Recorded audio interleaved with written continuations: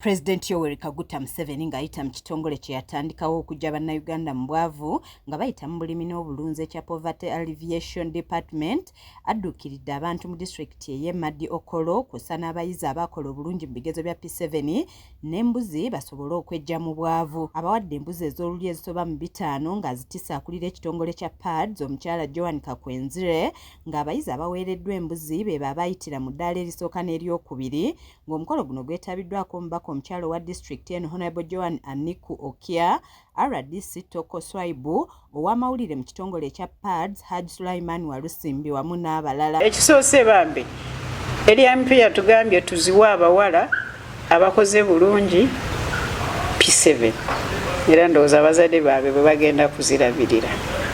Kye bakubiriza ekintu kye basobodde okukola baagadde embuzi n'ebirala bijja ente zinajja n'ebirala naye bazirabirire bulungi. Bano baweereddwa n'ebikozesebwa mu kusoma okusobola okubakuumira mu masomero nga Honorable Aniku aloopedde abakulu emize egifumbekedde mu bbendobendo lya West Nile omuli abaana abawala abafuna embuto nga tebanneetuuka ne batamalaako misomo gyabwe nga yeebazizza abo abafubye ne bamalako ekibiina ekyomusanvu. Nawe batandika okufuna amabeere matono nga bali mu P5 abantu batandika okubalabirira nga abakazi bakulu byakuwasa oba byakugenda mu bufumbo. Kakati twatandika project Goats to Girls. So mu project eyo tufuna abawala abakoze bulungi mu P7 ne tuyita abazadde baabwe ne tubawa embuzi ne tubagamba weebale nnyo okuleka omwana kusoma. Kati eyo project tugiyita Goats to Girls.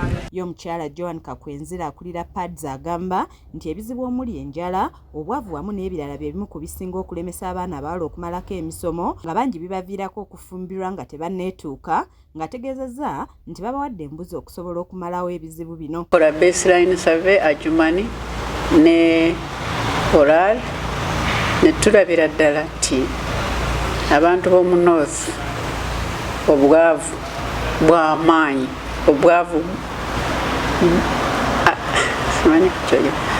bwavu bungi nnyo titosobola kukigereranya n'ekiri wano mu central oba mu western.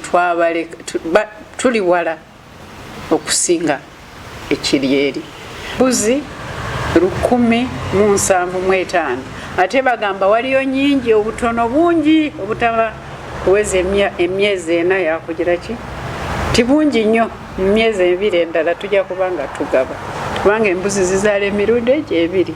Ye Haji Walusimbi agamba nti abasajja mu bitundu bino tebalabya ku njuba abaana ababa basunywa amabeere nga bavuddeyo okusiima abo abafubye ne bamalako ekibiina ekyomusanvu okuli n'omulenzi omu yekka yayitira mu ddaala erisooka mu disitulikiti eno nga naye bamuwadde embuzi. Abaana baffe abawala ab'omu kitundu kino babadde bava nnyo mu masomero ne bafuna embuto nga tebeeyongerayo naye basazeewo okubeera nga abaana nga 30 abasobodde okufuna bayise asobola okufuna first grade ne second grade.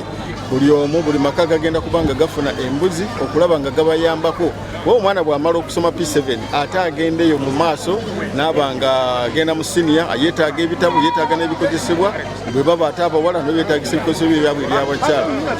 Mulenzi naye ye yafunye first grade era kye famire yaabwe kye bavudde baba nabo nga babawa embuzi n'abala malumu bawera nga 30 era abantu bano tujja genda mu maaso n'okubayamba.